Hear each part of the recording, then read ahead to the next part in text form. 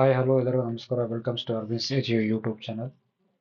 So, in continuation with the NCERT Geography series, class 7th, sixth chapter ಬಂದ್ಬಿಟ್ಟು Human Environment Interactions, the Tropical and the Subtropical region ಅಂತ. ಅಂದರೆ ಮನುಷ್ಯನ ಒಂದು ಆ, ಉಷ್ಣವಲಯ ಮತ್ತು ಉಪೋಷ್ಣವಲಯದಲ್ಲಿ ಅವನ ಇಂಟ್ರಾಕ್ಷನ್ಸ್ ಹೇಗೆ ಇರುತ್ತೆ ಅನ್ನೋದನ್ನ ಈ ಚಾಪ್ಟರ್ಲಿ ನಾವು ನೋಡೋಣ. Sixth chapter, Human Environment Interactions, the Tropical and the Subtropical region. Okay, ನೋಡಿ ಇಲ್ಲಿ ನಾವು ಏನು ಕನ್ಸಿಡರ್ ಮಾಡಬೇಕು ಅಂದರೆ ಈಕ್ವೇಟರ್ನ 0 ಡಿಗ್ರಿಯಲ್ಲಿ ನೋಡಿದರೆ ನಾವು ಈ ಈಕ್ವೇಟರಿಂದ 10 ಡಿಗ್ರಿ ನಾರ್ತ್ ಮತ್ತು 10 ಡಿಗ್ರಿ ಸೌತ್ ಇನ್ ಬಿಟ್ವೀನಲ್ಲಿ ಇರೋದನ್ನ ನಾವು ಟ್ರಾಪಿಕಲ್ ರೀಜನ್ ಅಂತ, ನಾವು ಉಷ್ಣವಲಯದ ರೀಜನ್ ಅಂತ ನಾವು ಕನ್ಸಿಡರ್ ಮಾಡ್ಬೋದು. ಸೊ ಆ ಉಷ್ಣವಲಯದ ರೀಜನಲ್ಲಿ ಬರ್ತಕ್ಕಂಥದ್ದು Amazon basin.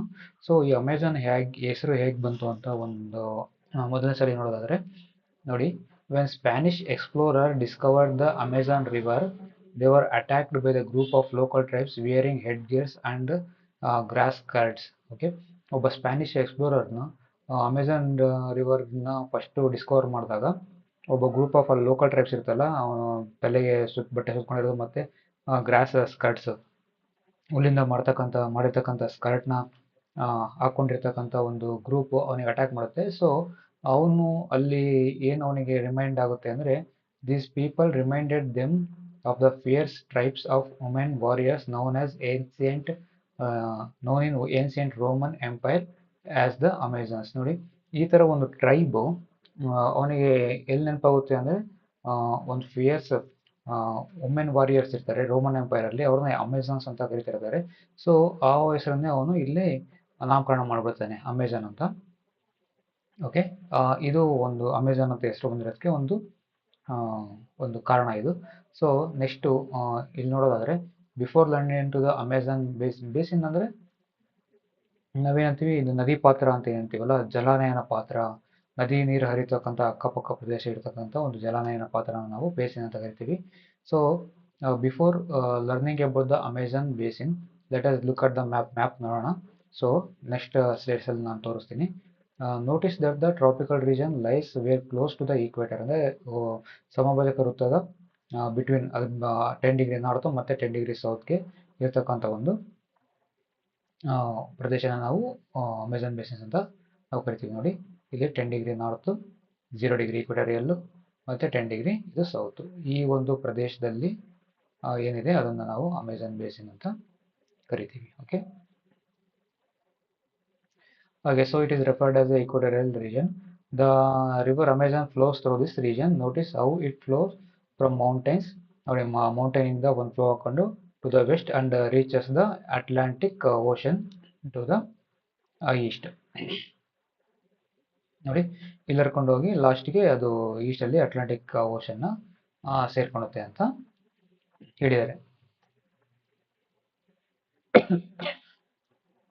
Okay, the place where the river flows into the another body of the water is called the river mouth. Okay, ನೋಡಿ, ಒಂದು ರಿವರ್ ಫ್ಲೋ ಆಗಿ ಇನ್ನೊಂದು ರಿವರ್ ಬಾಡಿನ ಸೇರ್ಕೊಳತ್ತಲ್ಲ, ಆ ಪ್ರದೇಶ ನಾವು ರಿವರ್ ಮೌತ್ ಅಂತ ಕರಿತೀವಿ.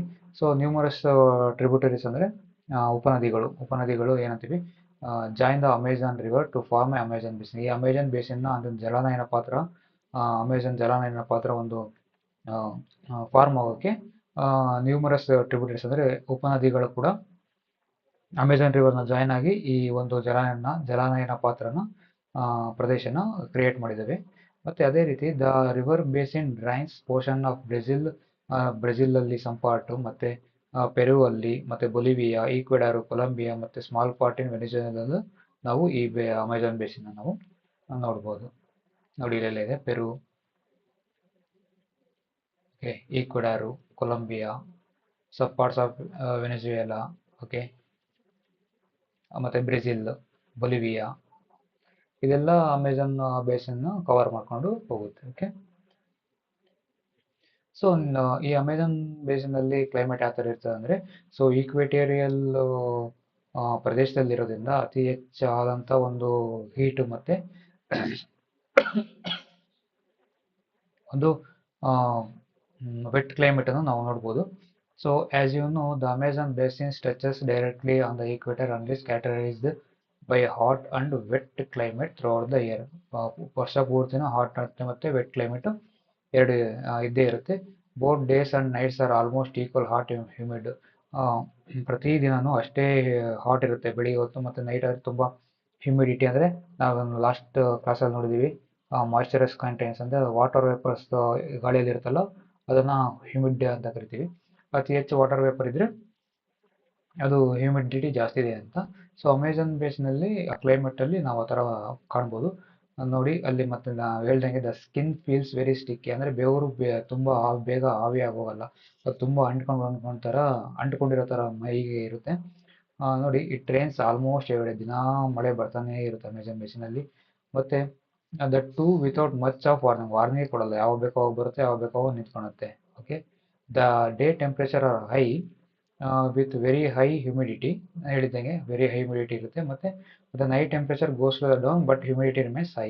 ನೈಟ್ ಟೆಂಪ್ರೇಚರ್ ಕಮ್ಮಿ ಆದ್ರೂ ನಮಗೆ ಒಂಥರ ಸೆಕೆ, ಹ್ಯೂಮಿಡಿಟಿ ಜಾಸ್ತಿ ಇರೋದ್ರಿಂದ ನಮಗೆ ಒಂಥರ ಸೆಕೆ ಜಾಸ್ತಿ ಇರುತ್ತೆ ಅಲ್ಲಿ. Okay, C Amazon rain forest ಬಗ್ಗೆ ನೋಡೋದಾದರೆ, as it rains heavily in the region, ತುಂಬ ಮಳೆ ಬರೋದ್ರಿಂದ ಥಿಕ್ ಫಾರೆಸ್ಟ್ ಗ್ರೋ ಆಗುತ್ತೆ, ತುಂಬ ಎತ್ತರವಾದ ಮರಗಳಿಂದ ಕೂಡಿರುತ್ತೆ, ಮತ್ತು ತುಂಬ ಡೆನ್ಸ್ ಆಗಿರುತ್ತೆ. Thick and that dense roof, ಏನು ತುಂಬ ಡೆನ್ಸ್ ಆಗಿ ಮೇಲ್ಗಡೆ ಎಲ್ಲ ಕವರ್ ಆಗಿರುತ್ತಲ್ಲ, so it created leaves and branches does not allow the sunlight to reach the ground. Sunlight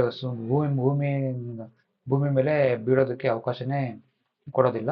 okay, ಮತ್ತು the ground remains dark and damp, the ground ಯಾವಾಗಲೂ ಒಂದು ತೇವದಿಂದ ಕೂಡಿರುತ್ತೆ, ಅತಿ ಕತ್ಲು ಮತ್ತು ತೇವದಿಂದ ಕೂಡಿರುತ್ತೆ. ಓನ್ಲಿ ಶೇಡ್ ಟಾಲರೆನ್ಸ್, ಅಂದರೆ ಸೂರ್ಯನ ಬೆಳಕು ಬೇಕಿಲ್ಲದೆ ಇರೋವಂಥ ಒಂದು ವೆಜಿಟೇಷನ್, ಅಂದರೆ ಸಸ್ಯವರ್ಗ ಮಾತ್ರ ಅಲ್ಲಿ ಬೆಳೆಯೋಕ್ಕೆ ಸಾಧ್ಯ ಆಗುತ್ತೆ. Like orchids, bromeliads grows as a parasite, ಅಂದರೆ ಬೇರೆ ಇವನ್ನ ಏನು ಮರಗಳನ್ನ ಅಥವಾ ಗಿಡಗಳನ್ನ ಅವಲಂಬಿಸಿ ಬೆಳೀತಕ್ಕಂಥ ಒಂದು ಸಸ್ಯವರ್ಗ ಅಲ್ಲಿ ಬೆಳೆಯುತ್ತೆ ಅಷ್ಟೇ ಕೆಳಗಡೆ, ಅಂದರೆ ಮರದ ಕೆಳಗಡೆ. C the rain forest is rich of fauna ಮತ್ತು ಅಂದರೆ ಪ್ರಾಣಿ ವರ್ಗ ತುಂಬ ವೆರಿ ರಿಚ್ ಆಗಿದೆ. ಅಲ್ಲಿ ನಾವು ಬರ್ಡ್ಸ್ ಲೈಕ್ಸ್ ಟೂಕಾನ್ಸ್, ಇಲ್ಲಿ ನೋಡ್ಬೋದು ಟೂಕಾನ್ಸ್ ಬರ್ಡ್ ನಾವು ಇಲ್ಲಿ ಮೆನ್ಷನ್ ಮಾಡಿದ್ವಿ. ಮತ್ತು ಅದೇ ರೀತಿ ಮಕಾವ್ ಅಂತ ಒಂದು ಬರ್ಡ್ ಇದೆ. ಸೊ ಏನಿಲ್ಲ, ಅದು their brilliant coloured plumage oversize bill for eating make them different from birds we commonly seen in India. ಅಂದರೆ ಇದು ಒಂಥರ ನಾವು ನಮ್ಮ ಏರಿಯಾದಲ್ಲಿ ನೋಡ್ತೀವಲ್ಲ ಗಿಳಿ, ಅದೇ ಥರ ಒಂದು ಸ್ವಲ್ಪ ದೊಡ್ಡದಾಗಿರುತ್ತೆ, ಮತ್ತು ಅದೇ ರೀತಿ ಫೆದರ್ಸ್ ಎಲ್ಲ ತುಂಬ ಕಲರ್ ಇರುತ್ತೆ, ಮತ್ತು ಅದರದ್ದು ಕೊಕ್ಕು ಒಂದು ಸ್ವಲ್ಪ ಓವರ್ ಸೈಜ್ ಇದಾಗಿರುತ್ತೆ. ಓಕೆ, ಸ್ವಲ್ಪ ಡಿಫ್ರೆಂಟ್ ಆಗಿರುತ್ತೆ ನಮಗೂ ಮತ್ತು ಅಮೆಝಾನ್ ಫಾರೆಸ್ಟಲ್ಲಿ ಸಿಗುವಂಥ ಗಿಳಿಗೂ. ದೀಸ್ ಬರ್ಡ್ಸ್ ಆಲ್ಸೋ ತುಂಬ ಹೆಚ್ಚು ಸೌಂಡ್ ಮಾಡ್ತವೆ ಫಾರೆಸ್ಟಲ್ಲಿ.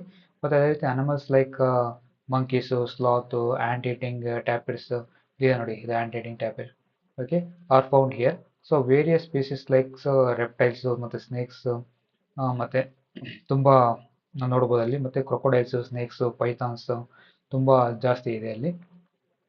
ಮತ್ತು ಅನಕೊಂಡ ನಾವೆಲ್ಲ ಕೇಳಿದ್ವಿ, ಅನಕೊಂಡ ಹಾವು, ಮತ್ತು ಬೋ ಕಾನ್ಸ್ಟ್ರಿಕ್ಟರ್ ಅಂದ್ರೆ ಅದು ಒಂಥರ ಸ್ನೇಕ್ ಜಾತಿಗೆ ಸೇರುತ್ತೆ, ಬಟ್ ನಾನ್ ವೆನಮಸ್ ಅದು. Okay, some part of the species. Okay, including ಇಷ್ಟೆಲ್ಲ ನಾವು ಪ್ರಾಣಿಗಳನ್ನ ಮತ್ತು ರೆಪ್ಟೈಲ್ಸ್ನ, ಪಕ್ಷಿಗಳನ್ನ ನಾವು ಅಮೆಝಾನ್ ಕಾಡಲ್ಲಿ ನಾವು ನೋಡ್ಬೋದು. Besides this, the basin is home for thousands of species of insects ಇದೆ, ಮತ್ತು several species of fishes including flesh eating piranha ನಾವು ಕೇಳಿದ್ದೀವಲ್ಲ, ಮಾಂಸ ತಿನ್ನುವಂಥ ಮೀನುಗಳು, flesh eating piranha fish also found in the Amazon river.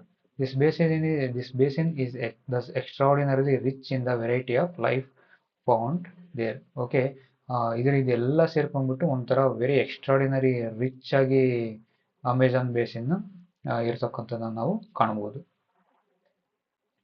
So ಅಲ್ಲಿ people of rain forest, ಅಲ್ಲಿರೋ ಜನಗಳನ್ನ ನೋಡೋದಾದ್ರೆ ನಾವು people grow most of their food in small areas after clearing trees in the forest. Most of all ಅವರು ಬೆಳೆ ಎಲ್ಲಿ ಬೆಳೀತಾರೆ ಅಂದರೆ ಸ್ವಲ್ಪ ಏರಿಯಾನ, ಅಂದರೆ ಕಾಡನ್ನ ಕಟ್ ಮಾಡಿ ಅದನ್ನು ಕ್ಲೀನ್ ಮಾಡಿಬಿಟ್ಟು ಅಲ್ಲಿ ಬೆಳೆಗಳನ್ನ ಬೆಳೀತಾರೆ. ವೈಲ್ ಮೆನ್, ಗಂಡಸರು hunt and fish along the rivers, women take care of the crops. Okay, ಮೀನು ಹಿಡಿಯೋದು ಮತ್ತು ಹಂಟಿಂಗು ಗಂಡಸರದ್ದು ಕೆಲಸ ಆದರೆ ವುಮೆನ್ನು ಬೆಳೆ ಬೆಳೆಯೋ ಕೆಲಸ ಮಾಡ್ಕೊಂಡು ಹೋಗ್ತಾರೆ. So the mainly grow tapioca, pineapple ಮತ್ತು ಸ್ವೀಟ್ ಪೊಟೊಟೊ ಬೆಳೀತಾರೆ. As hunting and fishing are uncertain, it is the women who keep their families alive by feeding them vegetables they grow. So ನೋಡಿ, ಯಾವಾಗಲೂ hunting ಮತ್ತು fishing ಯಾವಾಗಲೂ ಒಂದೇ ರೀತಿ ಇರೋದಿಲ್ಲ. ಆದ್ದರಿಂದ ಅಲ್ಲಿರ್ತಕ್ಕಂಥ ಮಹಿಳೆಯರಿಗೆ ಹೆಚ್ಚಿನದಾಗಿ ಫ್ಯಾಮಿಲಿನ ನೋಡ್ಕೊಳ್ಳೋಂಥ ಜವಾಬ್ದಾರಿ ಮತ್ತು ಫೀಡ್ ಮಾಡೋ ಜವಾಬ್ದಾರಿ ಅವರು ಇರೋದ್ರಿಂದ, ಸೊ ಅವ್ರು ಬೆಳೆದಿರ್ತಕ್ಕಂಥ ತರಕಾರಿ ಇರ್ಬೋದು, ಹಣ್ಣು ಇರ್ಬೋದು, ಅದರಿಂದ ಅವರು ಒಂದು ಫ್ಯಾಮಿಲಿನ ನಡೆಸ್ಕೊಂಡು ಫೀಡ್ ಮಾಡ್ಕೊಂಡು ಹೋಗ್ತಾ ಇರ್ತಾರೆ. Okay, they practice slash and burn agriculture, ಅಂದರೆ ಕಡಿಯೋದು ಮತ್ತು ಅದನ್ನು ಬರ್ನ್ ಮಾಡಿ ಆ ಬರ್ನನ್ನು ಮರಗಳು ಬರ್ನ್ ಆಗೋದ್ರಿಂದ ಏನು ಅದರಿಂದ ಒಂದು ಕೆಮಿಕಲ್ಸ್ ಭೂಮಿ ಬೇಕಾಗಿರುತ್ತಲ್ಲ ಬೆಳೆ ಬೆಳೆಯೋಕ್ಕೆ, ಅದು ಹೆಚ್ಚಾಗಿರೋದ್ರಿಂದ ಅಲ್ಲಿ ತುಂಬ ಚೆನ್ನಾಗಿ ಬೆಳೆ ಬೆಳೆಯುತ್ತೆ. ಮತ್ತು ಅದೇ ರೀತಿ ಮತ್ತೆ ಅದು ಅಲ್ಲಿಂದ ಫಲವತ್ತತೆ ಎಲ್ಲ ಹೋದಾಗ ಮತ್ತೆ ಇದೇ ರೀತಿ ಅಲ್ಲಿ ಮತ್ತೆ ಗಿಡಗಳು ಬೆಳೆಸಿ ಮತ್ತೆ ಬೇರೆ ಕಡೆ ಹೋಗಿ ಮತ್ತೆ ಅಲ್ಲಿ ಅಗ್ರಿಕಲ್ಚರ್ನ ಸ್ಟಾರ್ಟ್ ಮಾಡೋ ಒಂದು ಪದ್ಧತಿ ಇಲ್ಲಿ ಇದೆ. The staple of food is manioc. Manioc ಅಂದರೆ ಇದೊಂಥರ ಮರಗೆಣಸು ಅಂತ ಹೇಳ್ಬೋದು. Okay, also known as cassava, ಮರಗೆಣಸು ಅಂತೀವಿ ನಾವು. That grows under the ground like potato. ಅದೇ ನಾವು ಹೇಳ್ತೀವಲ್ಲ ಮರಗೆಣಸು ನಾವು ನೋಡಿದೀವಲ್ಲ, ಸೊ ಮರಗೆಣಸನ್ನ ಜಾಸ್ತಿ ಅಲ್ಲಿ ಬೆಳೀತಾರೆ. Okay, they also eat queen ಆ್ಯಂಡ್ಸ್ನ ಈಟ್ ಮಾಡ್ತಾರೆ, ಮತ್ತು ಎಗ್ಸ್ ತಿಂತಾರೆ. Cash crops like coffee, maize ಮತ್ತು ಕೋಕಾನು ಬೆಳೀತಾರೆ.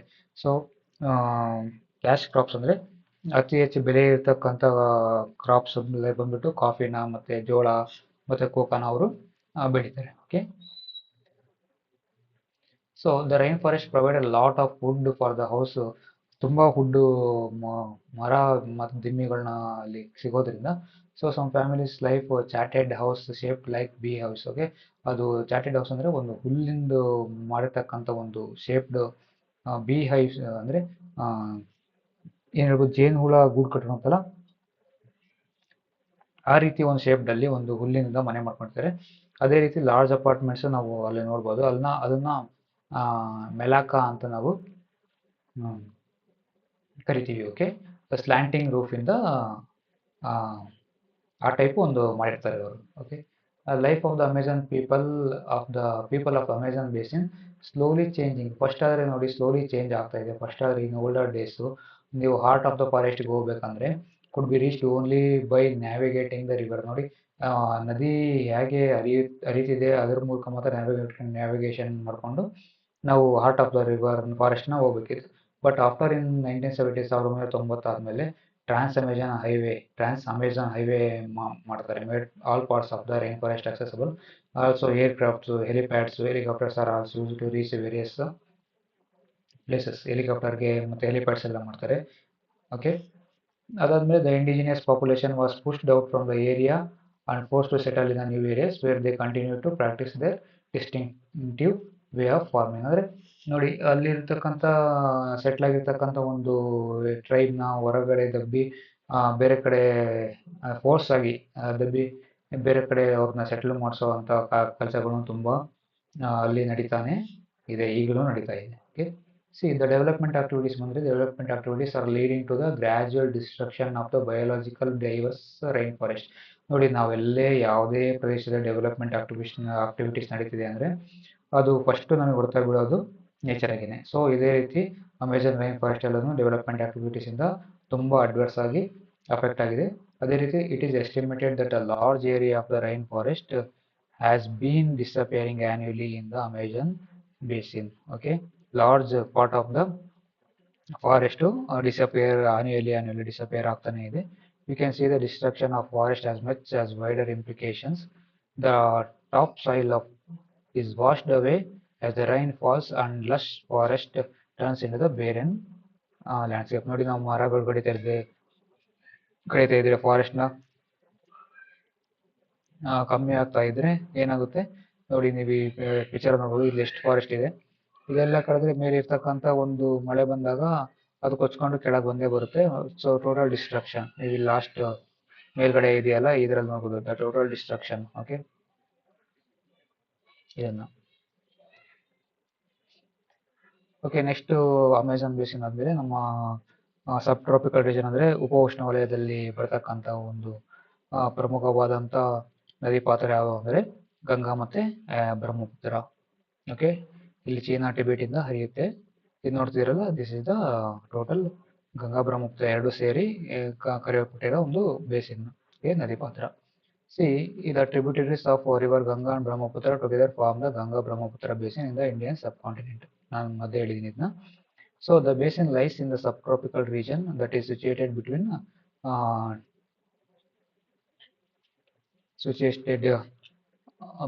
the 10 degree north and the 30 degree north ಗೆ ಇದೆ. Okay, then the tributaries of river Ganga like tributaries ಯಾವ್ಯಾವ ಅಂದ್ರೆ ಘಾಗ್ರಾ, ಸೋನು, ಚಂಬಲ್ ಮತ್ತೆ Gandak, the Kosi and the tributaries of Brahmaputra drain it. Okay, ಇಷ್ಟು ನದಿಗಳು ಉಪನದಿಗಳು ಸೇರ್ಕೊಂಡು ಈ ಒಂದು ಗಂಗಾ ಬ್ರಹ್ಮಪುತ್ರ ಬೇಸಿನ್ ಕ್ರಿಯೇಟ್ ಮಾಡಿದ್ದೇವೆ. ಅದೇ ರೀತಿ the plains of Ganga and the Brahmaputra, the mountains and the foothills of Himalayas and Sundarban delta are the main features of this basin. Okay, ಇದರ main features of basin ನದಿ ಪಾತ್ರದಲ್ಲಿ ಬರ್ತಕ್ಕಂಥವು ಅಂದ್ರೆ ಮೌಂಟೈನ್ಸ್ ಇರ್ಬೋದು, ಮತ್ತೆ ಫೂಟ್ಹಿಲ್ಸ್ ಆಫ್ ಹಿಮಾಲಯ ತಳ ಇರ್ಬೋದು, ಮತ್ತೆ ಸುಂದರ್ಬನ್ ಕಾಡುಗಳು ಇರ್ಬೋದು, ಅವೆಲ್ಲ ಬರ್ತವೆ. ಮತ್ತೆ ಔಟ್ಬಾಕ್ಸ್ lakes dot the plain area. ನಾವು ಔಟ್ಬಾಕ್ಸ್ ಲೇಕ್ ಲಾಸ್ಟ್ ಚಾಪ್ಟರ್ಸ್ ಅಲ್ಲಿ ನೋಡಿದೀವಿ ಏನು ಅಂತ. ಸೊ ಅದು ತುಂಬಾ ಫಾರ್ಮ್ ಆಗುತ್ತೆ. ಅದೇ ರೀತಿ the area is dominated by monsoon climate. ನೋಡಿ, ಇವಾಗ ಜೂನ್ ಇಂದ ಮಾನ್ಸೂನ್ ಕ್ಲೈಮೇಟ್ ಸ್ಟಾರ್ಟ್ ಆಗುತ್ತೆ. ಸೊ ಈಗ ಈ ಟೈಮಲ್ಲೇನೆ ಅತಿ ಹೆಚ್ಚು ಮಳೆ ಆಗೋದು. ಮಿಡ್ ಜೂನ್ ಇಂದ ಸೆಪ್ಟೆಂಬರ್ ಅಲ್ಲಿ ತುಂಬಾ ಮಳೆ ಆಗುತ್ತೆ. ಮತ್ತು ಸಮ್ಮರ್ ಅಲ್ಲಿ ಆಸ್ ಇಟ್ ಈಸ್ ತುಂಬಾ ಹಾಟ್ ಇರುತ್ತೆ, ಮತ್ತೆ ವಿಂಟರ್ ಕೂಲ್ ಆಗಿರುತ್ತೆ. ಇಲ್ಲಿ ನೋಡಿ, ಇದರಲ್ಲಿ ನೋಡ್ಬೋದು ನಾವು 10 ಡಿಗ್ರಿ, ಇಲ್ಲಿ 10 ಡಿಗ್ರಿ ಕೆಳಗೆ ಬರುತ್ತೆ. 10 ಡಿಗ್ರಿಯಿಂದ ಒಂದು 30 ಡಿಗ್ರಿವರೆಗೂ ಲ್ಯಾಟಿಟ್ಯೂಡ್ ಅಲ್ಲಿ ನಾವು ಈ ಗಂಗಾ ಬ್ರಹ್ಮಪುತ್ರ ಬೇಸಿನ್ ನೋಡ್ಬೋದು. ನೋಡಿ, ಇಲ್ಲೆಲ್ಲ ಹಿಮಾಲಯನ್ ರೇಂಜಸ್ ಇದೆ. ಹಿಮಾಲಯನ್ ಸ್ಥಳ ಅದು ಇರ್ಬೋದು. ಮತ್ತೆ ಬಾಂಗ್ಲಾದೇಶ, ಈ ಕಡೆ ನಾರ್ತ್ ಈಸ್ಟ್ ಏರಿಯಾ ಮತ್ತು ಬಾಂಗ್ಲಾದೇಶ, ಮತ್ತೆ ಈ ಕಡೆ ನಮ್ಮ ಗಂಗಾ ನದಿ ಹರಿಯುತ್ತಲ್ಲ ಈ ಕಡೆ ವಾರಣಾಸಿ, ಅದೆಲ್ಲ ಇಲ್ಲೇ ಬರುತ್ತೆ. Okay, see the basin area as A varied topology, ಅಂದ್ರೆ ಸ್ಥಳ ಏನಂತೀವಿ, ಸ್ಥಳಶಾಸ್ತ್ರ. ಟೋಪಾಲಜಿ ಅಂದ್ರೆ ನಾವು ಸ್ಥಳಶಾಸ್ತ್ರ ಅಂತ ನಾವು ಕರಿತೀವಿ. Okay, the environment place A dominant role in the distribution of the population. So ಈ ಪರ್ಟಿಕ್ಯುಲರ್ ಆಗಿ ಈ ಎನ್ವೈರನ್ಮೆಂಟ್ ಏನಿದೆ ಒಂದು ತುಂಬಾ ಮೇಜರ್ ರೋಲ್ ನ ಪ್ಲೇ ಮಾಡಿದೆ ಪಾಪ್ಯುಲೇಷನ್ ಒಂದು ಬೇರೆ ಬೇರೆ ಕಡೆ ಡಿಸ್ಟ್ರಿಬ್ಯೂಷನ್ ಮಾಡೋಕ್ಕೆ. ಸೊ ನೋಡೋದಾದ್ರೆ mountain areas with steep slopes have inhospitable terrain. Therefore, less number of people live in the mountain area of the Ganga Brahmaputra basin. ನೋಡಿ, ಮೌಂಟೇನ್ ಏರಿಯಾ ತುಂಬಾ ಸ್ಲೋಪ್ ಆಗಿರೋದ್ರಿಂದ, ಸ್ಟೀಪ್ ಆಗಿರೋದ್ರಿಂದ, ಸೊ ಅಲ್ಲಿ ಅತಿ ಹೆಚ್ಚು ಜನ ವಾಸಿಸೋಕೆ ಇಷ್ಟ ಪಡದೇ ಇರೋದ್ರಿಂದ, ಮತ್ತೆ ತುಂಬಾ ತೊಂದರೆಗಳಾಗೋದ್ರಿಂದ ಅವರು ಅಲ್ಲಿ ಜಾಸ್ತಿ ಜನಸಂಖ್ಯೆ ಇಲ್ಲ ಅಂತ ನಾವು ನೋಡ್ಬೋದು. The plain area provide the most suitable land for human habitation.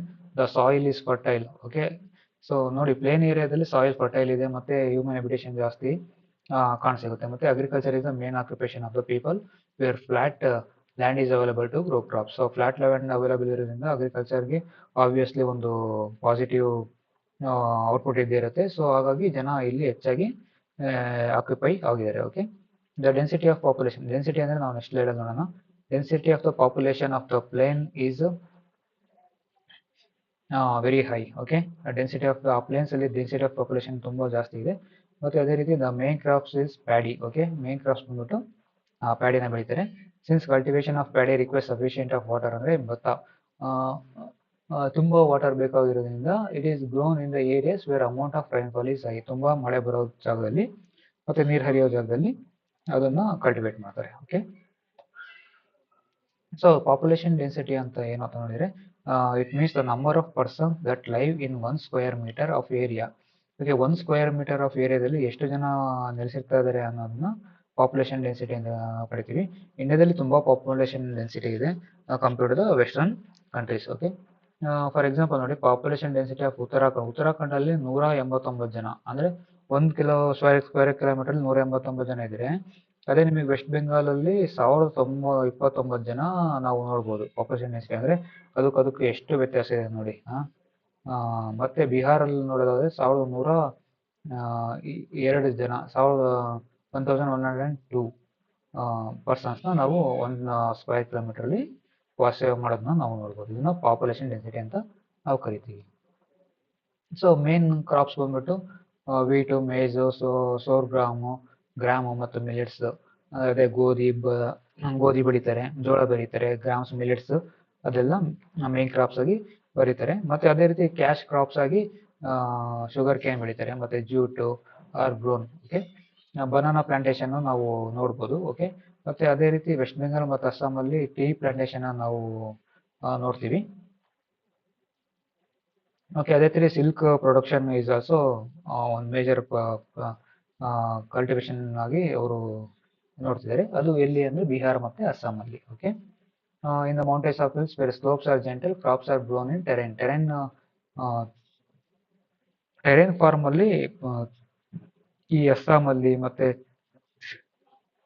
ಏನು ಈ ನಾರ್ತ್ ಈಸ್ಟ್ ಅಲ್ಲಿ ಮೋಸ್ಟ್ ಆಫ್ ಆಲ್ ಅವರು ಡಿಪೆಂಡ್ ಆಗಿರೋದೇ ಟೆರೆಸ್ ಫಾರ್ಮಿಂಗ್ ಅಲ್ಲಿ ಟೆರೆಸ್ ಫಾರ್ಮಿಂಗ್ ಮಾಡ್ಕೊಂಡೇ ಡಿಪೆಂಡ್ ಆಗಿರ್ತಾರೆ.